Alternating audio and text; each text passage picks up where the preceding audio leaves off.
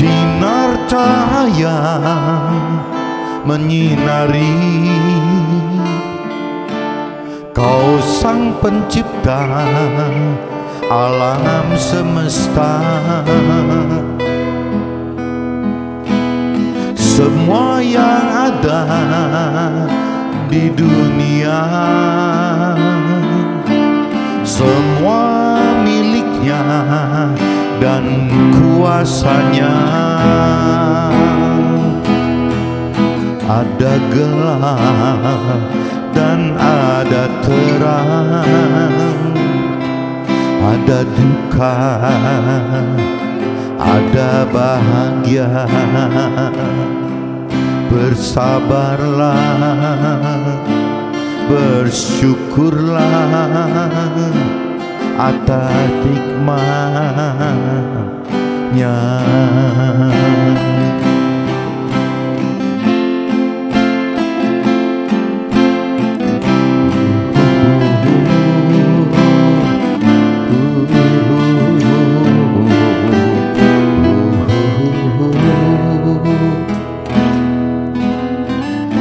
Sinar cahaya menyinari,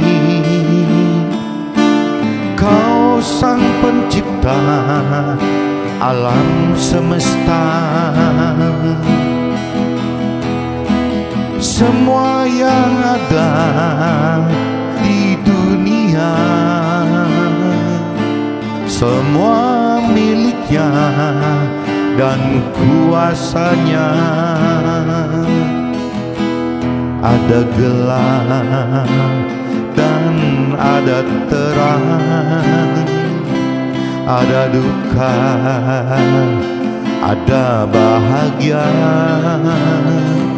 Bersabarlah, bersyukurlah atas nikmatnya.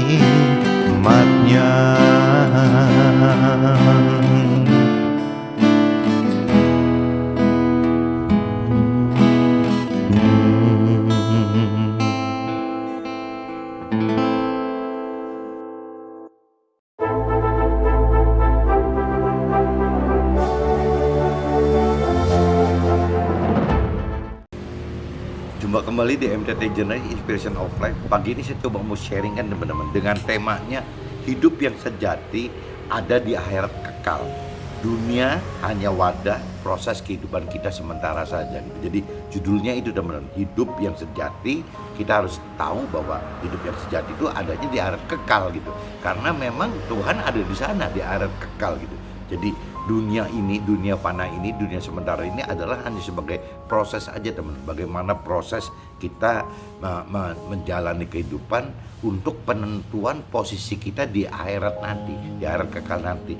Jadi jangan sampai kita lupa bahwa seolah-olah kita itu hidup ada dari dunia ini. Kita akan hidup di dunia fana ini, dunia sementara ini. Itu salah besar teman.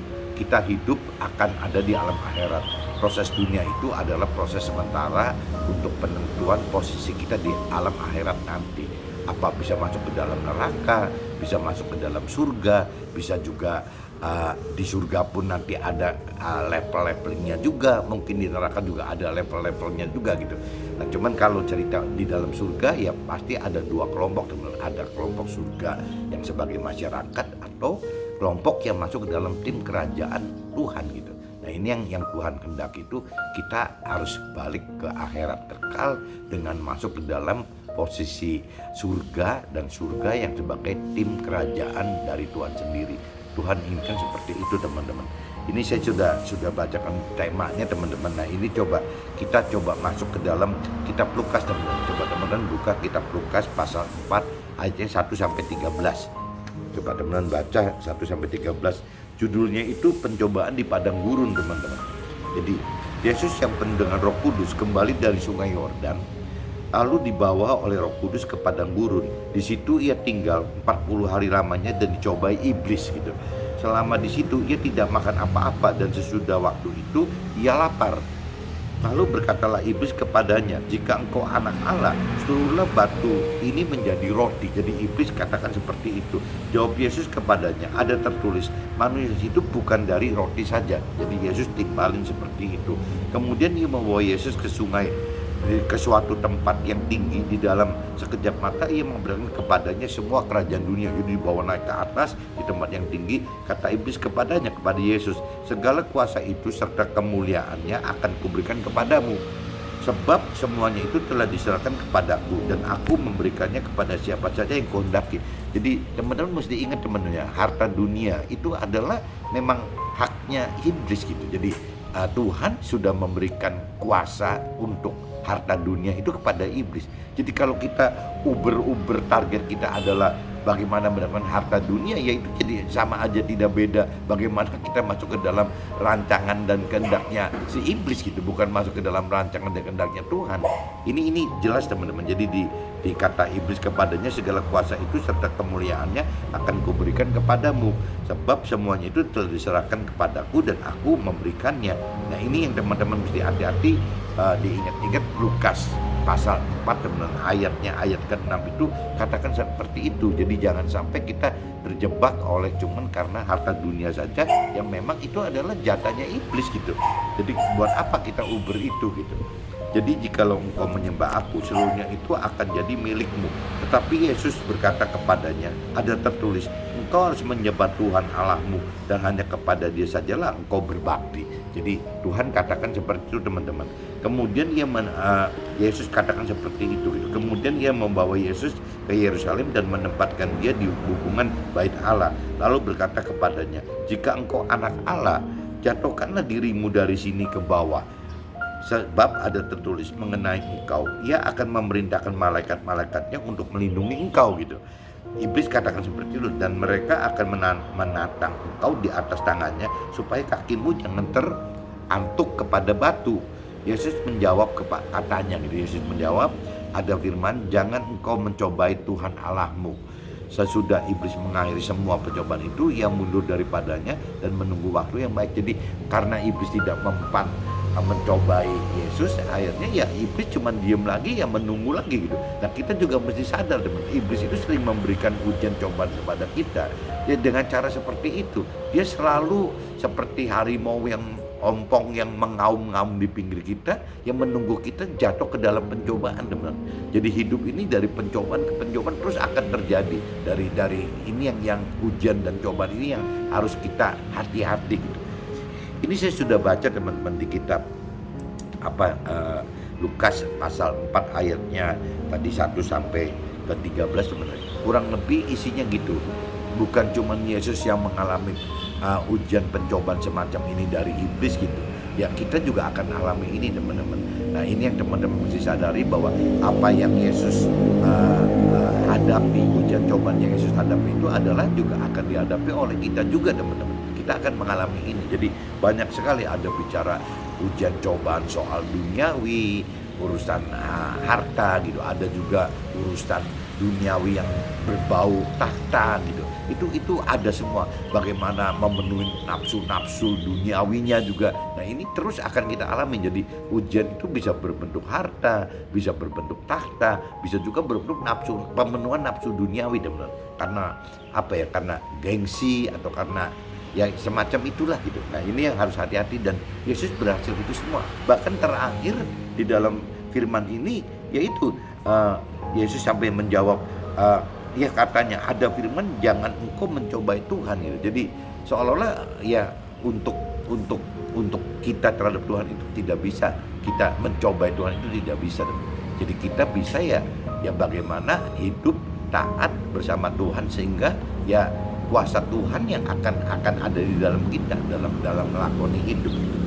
Nah ini saya udah baca teman-teman di kitab Lukas pasal 4 ayatnya 1 sampai 13. Nah ini saya cross check teman-teman, kalau di draft saya itu terkait dengan kitab Yohanes teman-teman. Kitab Yohanes pasal 8 ayatnya 21 sampai 29. Coba teman-teman cari kitab Yohanes teman-teman. Kitab Yohanes pasal 8 teman-teman, ayatnya 21 sampai 29 gitu. Nah ini saya coba bacakan 21 sampai 29 teman-teman ya.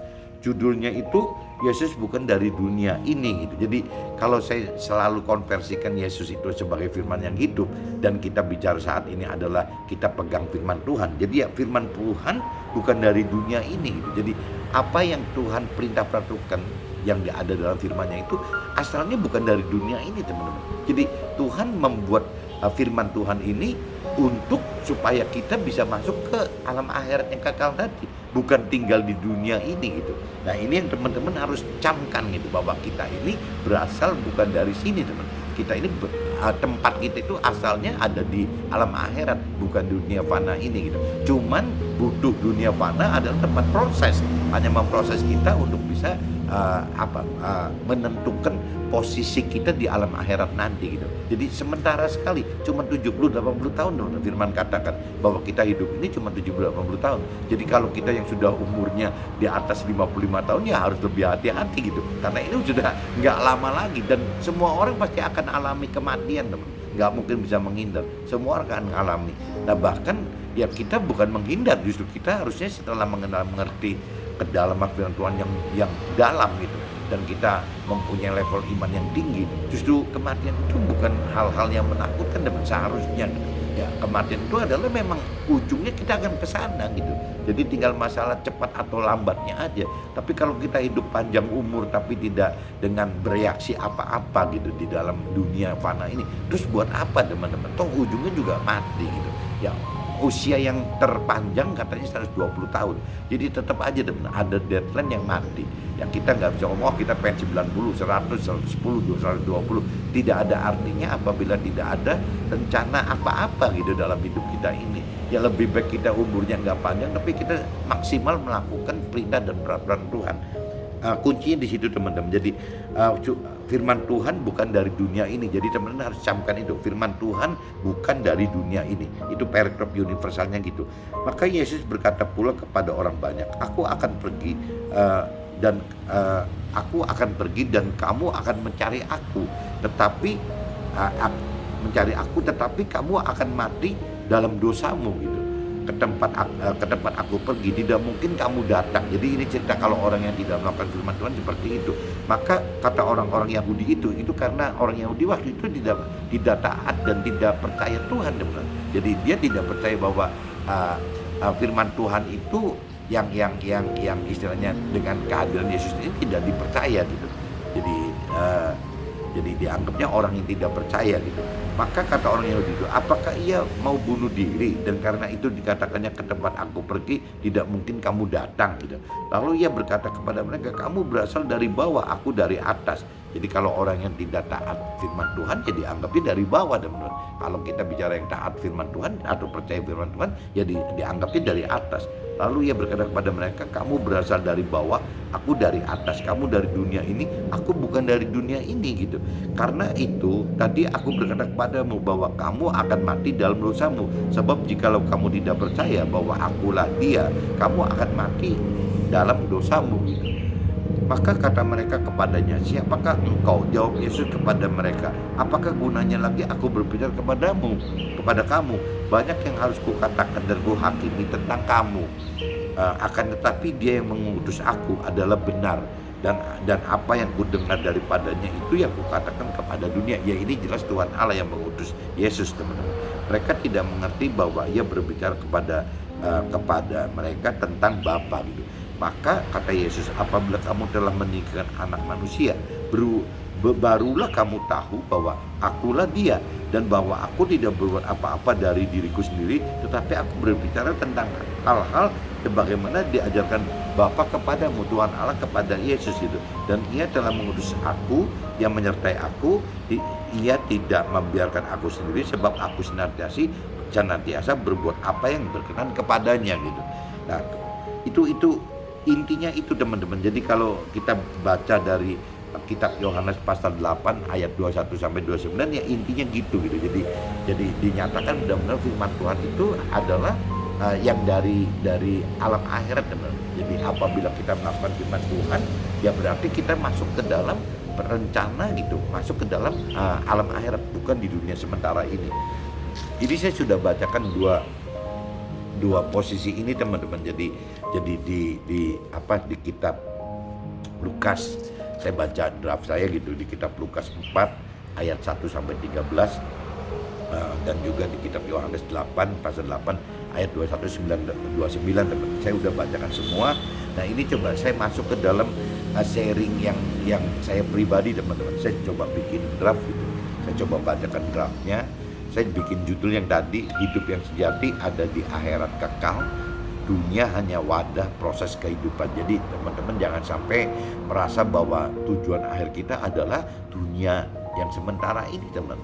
Kacau sekali nantinya gitu. Jadi tujuan kita adalah alam akhiratnya kekal, teman-teman.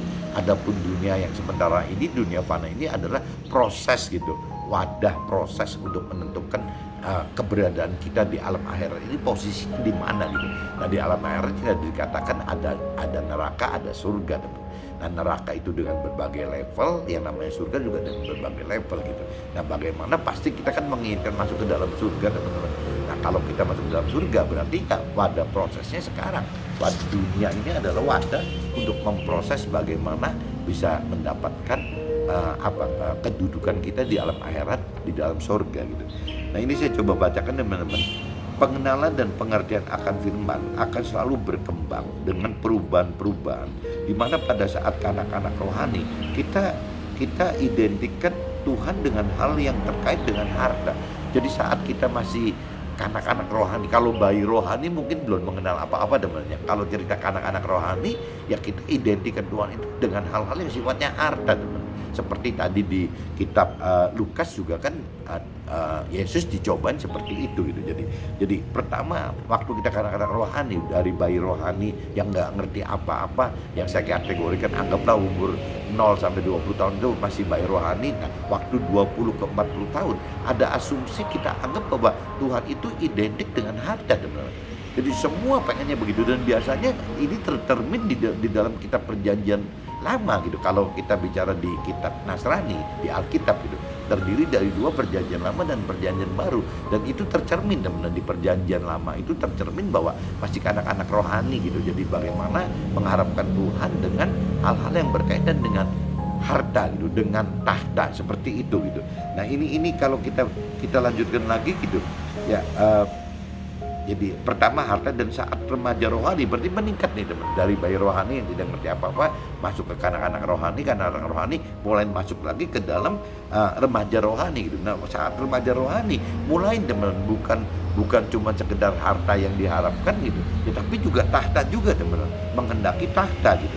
Bagaimana tahta ini menjadikan satu parameter gitu, bagaimana kalau kita ikut Tuhan yang benar itu harus dengan ada hartanya, ada tahtanya gitu. Nah, ini kan memang salah kaprah semua, teman-teman. Ini setelah adapun setelah dewasa rohani, Tuhan akan terkait dengan kita menyembah Tuhan sebagai bukti kita kepada Tuhan gitu. Bukti bakti ya, sebagai bukti bakti kita kepada Tuhan gitu. Jadi yang benar itu seperti itu, teman-teman. Nanti satu saat kita dewasa rohani, kita akan tahu bahwa ya taat melakukan firman Tuhan itu adalah terkait dengan kita memang pantasnya menyembah Tuhan gitu, sebagai bukti bahwa kita berbakti kepada Tuhan. Itu kalau sudah dewasa rohani, teman. Tapi kita harus mengalami proses, teman. Bagaimana mengalami proses itu gitu. Nah, kedalaman pengenalan dan pengertian akan firman membuat kita untuk semakin berani melakukan firman, karena tanpa melakukan firman kita tidak akan dapat menaikkan iman percaya kepada Tuhan gitu. Jadi kalau kita tidak melakukan firman Tuhan, teman, pengenalan pengertian akan firman itu akan sia-sia, teman. Jadi level iman kita itu akan naik apabila kita melakukan firman Tuhan, tidak hanya mengenal dan mengerti firman Tuhan aja. Urutannya teman-teman, dari pengalaman saya, yang namanya kedalaman pengenalan akan firman Tuhan itu dasarnya dari kemauan kita, teman. Bagaimana kita mau mendalami terus-menerus firman Tuhan gitu. Tapi begitu masuk ke level mampu mengerti, teman, itu harus ada kemampuan, tidak cuma cukup mengerti saja. Nah, untuk mampu mengerti ini, ya firman Tuhan ajarkan bagaimana kita menghidupkan roh Tuhan di dalam kita, teman, sehingga ada kemampuan, ada kuasa untuk bisa mengerti gitu apa yang firman Tuhan rancangan kendaki. Kalau tidak bisa mengerti, jadi cuman wujudnya perintah peraturan Tuhan, tapi tanpa mengerti gitu. Dan kalaupun kita paksakan mengerti, akhirnya mengerti dengan pikiran, perasaan dan kehendak kita sendiri. Jadi akhirnya ya kacau gitu. Firman Tuhannya bisa kurang benar, tidak benar malah gitu. Lebih-lebih kalau orang yang tidak mengenal mengerti akan firman Tuhan, teman-teman. Ya, orang-orang yang punya keyakinan percaya kepada Tuhan dan mengenal Tuhan, tapi tidak dengan dasar kedalaman pengenalan pengertian akan firman Tuhan. Nah, ini makin kacau lagi tuh. Berarti mereka akan mengenal mengerti firman Tuhan dari pikiran, perasaan, kehendaknya sendiri aja, dari jiwa sendiri saja, teman. Ini yang akan jadi kacau semua. Nah, ini yang tidak boleh kita alami, teman-teman. Jadi seperti itu. Jadi untuk menaikkan level iman kita, untuk makin dalam pengenalan pengertian firman Tuhan kita gitu ya kita harus benar-benar melakukan firman Tuhan. Dengan melakukan firman Tuhan, akhirnya kedalaman pengenalan pengertian firman Tuhan makin menambah, makin dalam, dan tingginya level iman kita makin percaya, teman-teman, karena kita berani melakukan firman Tuhan. Nah, di situ yang tadi saya katakan, hati-hati untuk sampai level pengertian dan melakukan firman Tuhan. Kita harus bisa menghidupkan Roh Tuhan sebagai kuasa kita untuk mampu mengerti dan mampu melakukan firman. Tanpa ada Roh Tuhan nggak mungkin bisa hidup gitu. Nggak mungkin bisa mampu mengerti dan mampu melakukan firman Tuhan. Kedebasan rohani yang dapat jadikan permasalahan sebagai proses menuai janji-janji Tuhan dan masuk dalam rancangan serta kehendak Tuhan. Walau sering ada sanksi antara pilihan hidup berdasarkan dunia mamon atau rohani Tuhan, di mana proses kebebasan rohani harus hadapi rintangan-rintangan pencobaan saat lakukan firman, dan kita alami banyak menderita gitu. Untuk proses ini kita harus alami ujian cobaan dan mengalami banyak penderitaan, teman. Nah, ini jadi jangan aneh, teman-teman. Jadi level ke level itu kita naik gitu, baik kedalamannya kita makin naik gitu, makin dalam, makin mengerti kenalan akan dan pengertian akan firman Tuhan, dan juga yang namanya iman percaya kita. Tapi ini proses, teman-teman. Jadi timbul selalu kesangsian gitu. Waktu kita naik level lagi kesangsian. Kenapa kita sanksi? Karena daging kita tidak mati, teman. Daging kita itu tidak mati, daging kita itu hidup.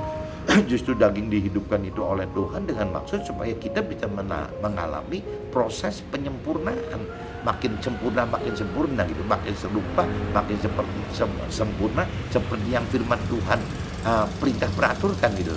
Kalau daging kita mati, kita tidak bisa berproses, teman. Ya kita cuma stuck, berhenti di posisi itu saja. Tapi karena daging kita hidup, ya kita akan terus berkembang terus, akan naik level terus gitu. Nah, firman Tuhan katakan bagi kita yang percaya Tuhan, kita akan hidup di atas, maksudnya di akhirat yang kekal tadi gitu. Kita akan hidup di atas, di alam akhirat kekal itu, bukan hidup di bawah atau di dunia fana ini, dunia sementara ini, teman. Apabila meninggikan firman Tuhan sebagai ajaran Tuhan Allah yang diberikan dalam bentuk perintah dan peraturan Tuhan gitu. Nah, ini nih kita bisa begitu, teman-teman, apabila kita memang meninggikan Tuhan, meninggikan firman Tuhan. Tanpa kita meninggikan Tuhan atau firman Tuhan, susah, teman-teman, untuk naik kemauan untuk naik ke atas aja udah susah, udah sulit sekali gitu. Apalagi kemampuan untuk benar-benar mampu naik di level tinggi yang Tuhan inginkan, itu kayaknya nggak mudah gitu. Jadi ya kembali lagi ya kita harus mengenal dulu bahwa yang namanya Tuhan, yang namanya Yesus gitu, yang namanya firman Tuhan itu semua berasal dari atas.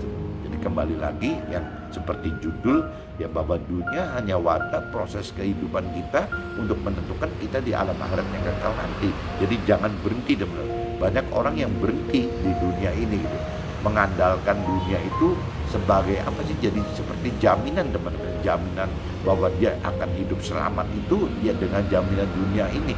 Ya mungkin kalau jaminannya selama hidup di dunia nggak ada masalah, teman, mungkin masih bisa gitu, dengan mengumpulkan harta begitu banyak, dengan menaikkan level tahtanya begitu tinggi, bagaimana pemenuhan nafsu dunia bisa dibeli semua gitu. Ya tapi tetap ukurannya kan dunia ini, teman-teman. Jadi kalau kita sadar bahwa kita ini ukurannya bukan dunia, kita ini adalah ukurannya adalah akhirat kekal, ya berarti apa yang kita dapat di dunia ini akan ditinggalkan, teman. Itu berarti gak akan dapat apa-apa gitu. Ya kita hanya akan ya tetap tinggal di dunia ini. Sedangkan Tuhan katakan kita ini bukan tempatnya di dunia ini, kita ini ada di alam akhirat gitu. Nah, ini yang sering salah kaprah, teman-teman. Ini yang kita harus rubah, prinsip ini harus rubah, bahwa yang kita ini harus berpikir bahwa kita ini adalah makhluk-makhluk manusia yang berasal dari alam akhirat. Kalau firman Tuhan katakan seperti itu gitu. Pengenalan dan pengertian serta iman saat melakukan firman antara 5 tahun teman, misalnya periode 5 tahun pertama kita dari mulai terima Tuhan 5 tahun ke periode 10 tahun ke periode 15 tahun, mungkin naik lagi nanti. Kalau pemerintah kan ada teman, rencana pembangunan 5 tahun, nyebutnya repelita gitu. Kalau kita simak kehidupan firman kita, kedalaman pengalaman pengertian firman Tuhan dan juga tingginya level iman kita, misalnya kita bagi per repelita rencana pembangunan 5 tahun, coba teman-teman simak, perbedaannya selalu akan terjadi selama kita terus ya taat dan setia, terus mendalami pengenalan pengertian firman Tuhan dan melakukan firman ya, supaya level iman kita naik teman-teman. Kalau kita benar melakukan itu, kita pelajari per repelita itu selalu berubah. Jadi 5 tahun pertama, nanti 5 tahun kedua sejak kita terima Tuhan, 5 tahun ketiga sejak terima Tuhan, keempat, kelima, dan terusnya sampai meninggal. Ini akan selalu berubah teman-teman. Jadi mengalami proses. Jadi itu yang disebut kedewasaan rohani teman-teman. Kalau enggak mungkin gitu. Jadi seterusnya akan selalu berubah, makin dewasa selama kita taat dan percaya Tuhan. Asal kita jangan bosan aja gitu. Kita harus taat, setia, percaya gitu. Ya, terus melakukan ini terus. Nah, ini kedewasaan rohani kita akan terus berkembang, akan naik terus gitu. Nah, selama hidup kita, daging kita tidak pernah mati, agar kita dapat lakukan firman Tuhan, bukan karena paksaan, tetapi karena kehendak bebas dan ridho kita, di mana ini akan sangat menyukakan Tuhan gitu. Nah, ini kalau kita mengalami kedewasaan rohani teman-teman, ya satu saat kita melakukan firman Tuhan itu bukan karena seperti anak kecil yang diperintah orang tuanya untuk taat ini itu gitu, bukan begitu teman-teman. Jadi kita akan melakukan firman itu bukan karena keterpaksaan, tapi kita akan melakukan firman itu karena memang kita ridho gitu. Memang kita ya pantasnya memang kita mesti melakukan firman gitu ya.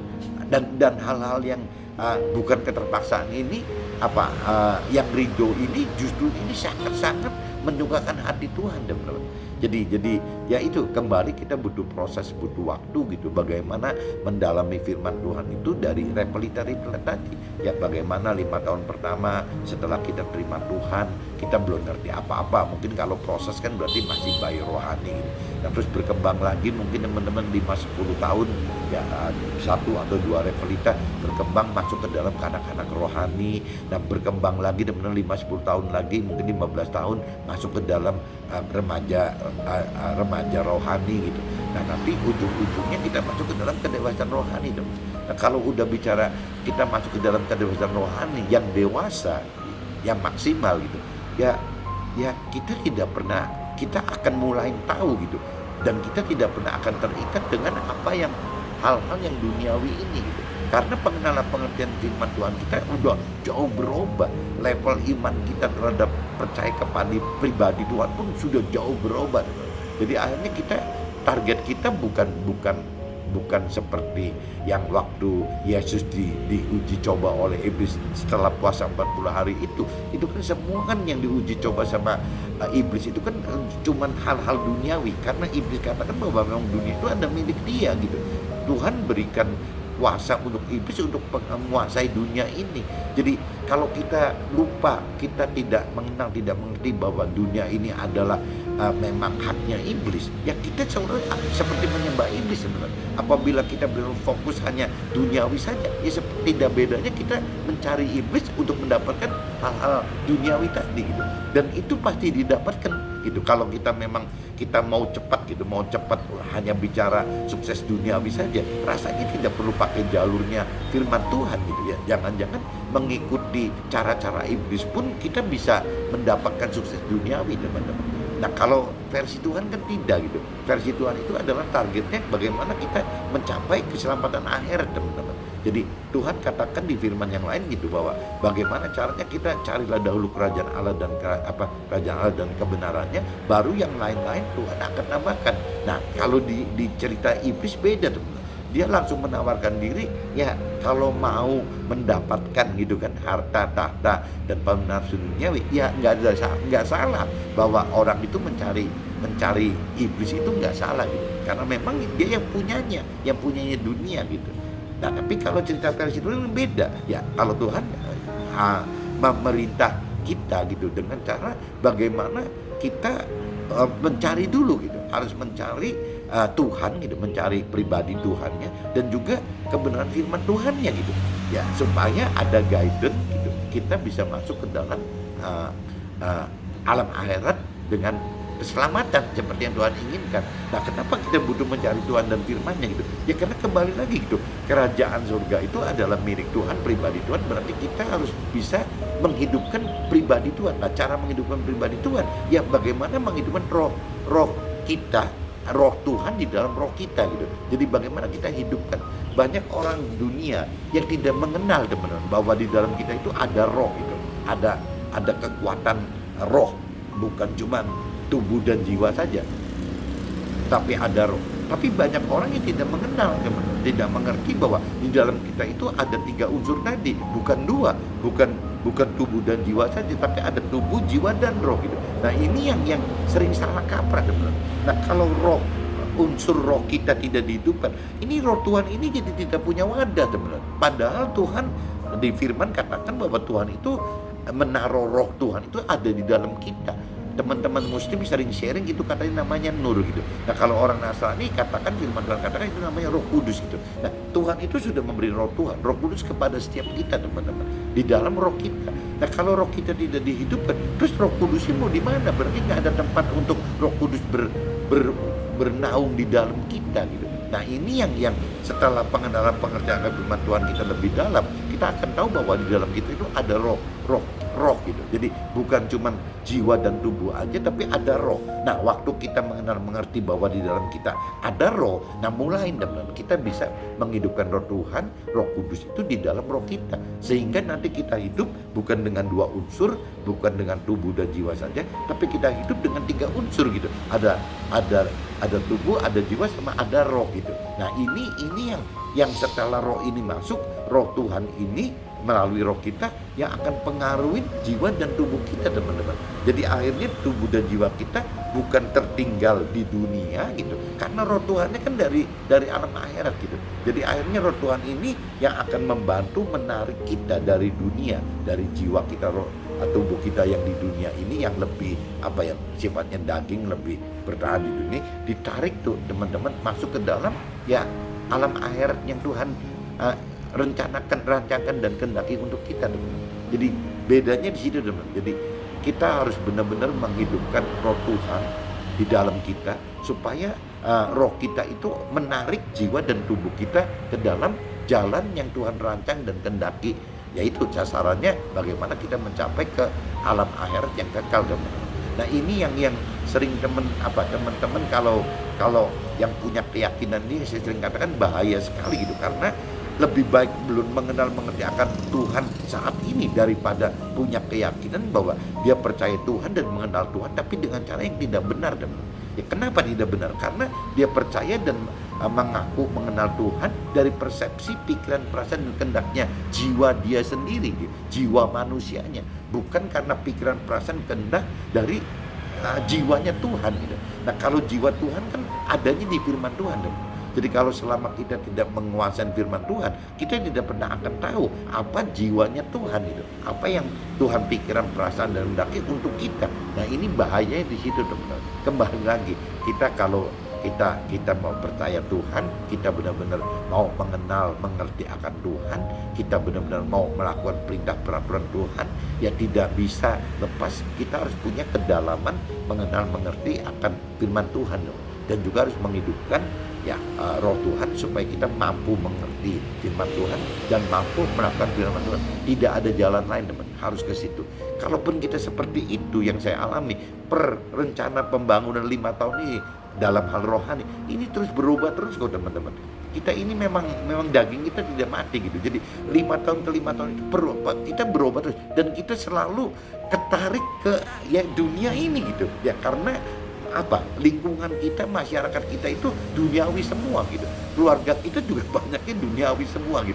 Masyarakat kita banyak, komunitas masyarakat semua duniawi semua. Jadi juga apabila menempatkan diri sebagai orang rohani, malah dianggapnya tidak waras, teman-teman. Dianggap aneh gitu. Ya dianggap enggak, dianggap mungkin bisa dianggap enggak waras dan gila mungkin, teman-teman. Bahkan bukan sama masyarakatnya, tapi bagi komunitasnya, mungkin di keluarga besarnya, mungkin bisa juga di keluarga kecil, bahkan bisa di pasangannya, teman-teman. Bisa di pasangan itu dianggap enggak aneh.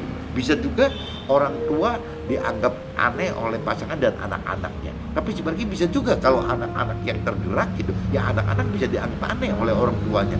Suami bisa dianggap aneh oleh istrinya dan istri bisa dianggap aneh oleh suaminya gitu. Nah ini terus-terusan akan terjadi begini, teman. Ini satu tanda bahwa kita hidup dalam kondisi di jalan yang benar, karena memang Tuhan katakan untuk melakukan firman Tuhan ya konsekuensinya menderita, teman. Kita mengalami penindasan, cemooh dan segala macam gitu. Itu wajar. Jadi bukan malah ditepuk tangani, tapi kita dicemooh gitu.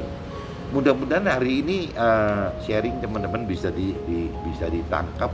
Jadi kuncinya balik lagi, hidup yang sejati ada di air kekal. Ini kenapa begini? Karena Tuhan berasal dari air kekal. Firman Tuhan pun berasal dari air kekal gitu. Nah dunia ini jangan sampai kita terjebak, karena dunia itu adalah milik iblis, di mana ya dunia ini adalah wadah proses gitu. Bagaimana Tuhan memperalat iblis ya untuk menjadi alat proses kita masuk ke alam keselamatan, alam akhirat yang kekal. Jadi jangan uber dari sesuatu duniawi, teman-teman. Oke, see you, bye bye.